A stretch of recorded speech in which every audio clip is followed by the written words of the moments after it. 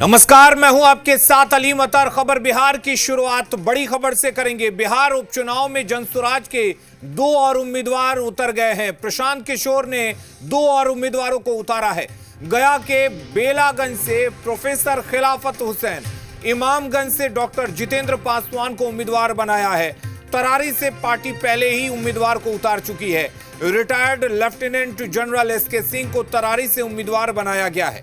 तो कुल मिलाकर 4 विधानसभा सीटों पर होने वाले उपचुनाव में 3 पर ऐलान कर दिया है जनसुराज ने, यानी कि तरारी, इमामगंज से उम्मीदवार उतारे जा चुके हैं। बेलागंज में भी उम्मीदवार की घोषणा कर दी गई है।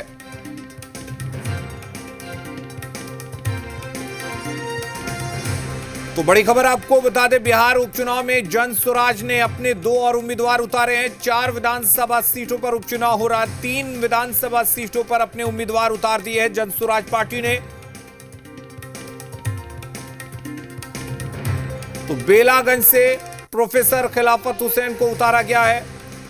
रजनीश हमारे साथ जुड़े हुए हैं इस खबर पर ज्यादा जानकारी के लिए। रजनीश, 2 और उम्मीदवार जनसुराज के, क्या कुछ जानकारी है? कौन है ये उम्मीदवार?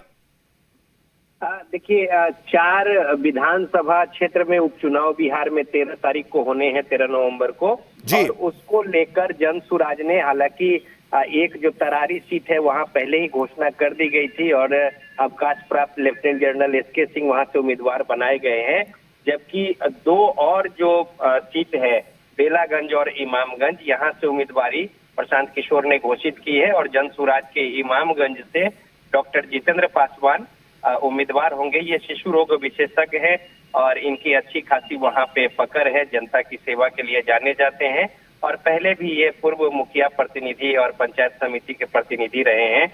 और दूसरी ओर जो बेलागंज से जो सुरेंद्र यादव जहानाबाद से सांसद चुने गए, ये सीट खाली हुई और यहाँ से जो मिर्जा गालिब कॉलेज में हेड ऑफ डिपार्टमेंट रहे मैथ्स के और प्रोफेसर खिलाफत हुसैन, इन्हें उम्मीदवार बनाया गया है। तो इस तरीके से बेलागंज, इमामगंज और तरारी, इन 3 सीटों पर उम्मीदवारी जनसुराज की घोषित हो गई है।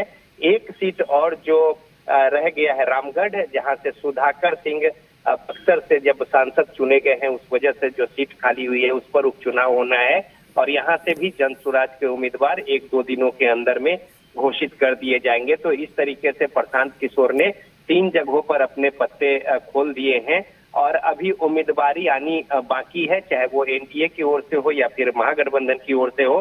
कल जिस तरीके से हम की बैठक हुई है उसमें जो अधिकार है उम्मीदवार चयन को लेकर, वो दायित्व राष्ट्रीय अध्यक्ष जो बिहार सरकार में मंत्री भी हैं जीतन राम मांझी के बेटे, तो संतोष सुमन को ये अधिकार सौंपा गया है और वो कई सारे लोगों से, क्षेत्र के लोगों से फीडबैक लिए हैं और अब वो उम्मीदवारी घोषित करेंगे 1-2 दिन के अंदर अपनी ओर से इमामगंज से। तो इस तरीके से अब बाकी भी जो सीटें जिन्हें दी गई है, 3 जगहों पे महागठबंधन की ओर से आरजेडी चुनाव लड़ेगी, जबकि एक सीट तरारी जो है वो लेफ्ट के खाते में है और महागठबंधन की ओर से 1 जेडीयू और 2 बीजेपी के उम्मीदवार जो हैं वो घोषित होने हैं और हम के उम्मीदवार भी 1-2 दिनों के अंदर घोषित कर दिए जाएंगे। चलिए, बहुत शुक्रिया रजनीश आपका तमाम जानकारी देने के लिए।